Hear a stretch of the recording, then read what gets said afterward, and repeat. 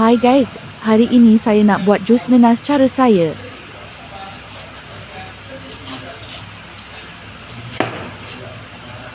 Memandangkan hari ini saya tidak berapa sihat, jadi saya membuat jus nenas ni untuk mengurangkan batuk dan sersema saya.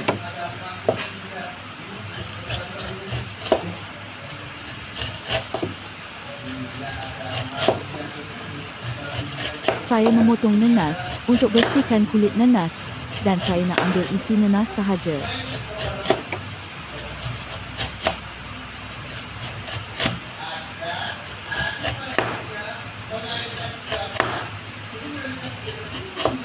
Saya suka minum jus nenas ini kerana ianya terasa sangat segar.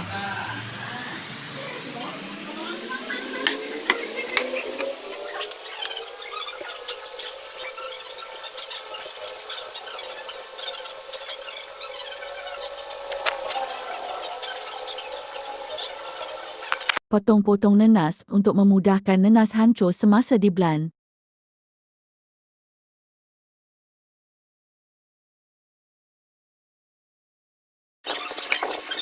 Masukkan nenas ke dalam blender bersama ais batu. Dan kemudian saya blend sehingga betul-betul hancur dan sebati bersama ais tadi.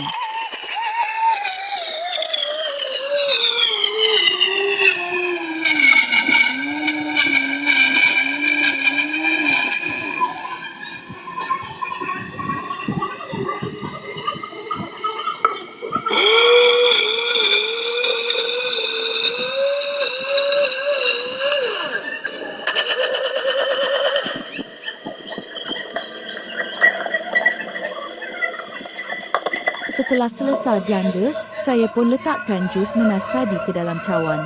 Saya tak letak gula dalam jus saya kerana hanya makan manis dari buah nenas ini sahaja.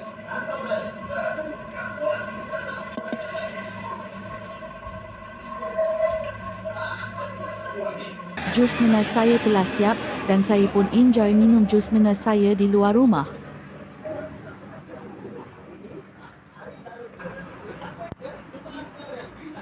Sangat segar ya guys, minum lagi masa cuaca panas. Thank you for watching.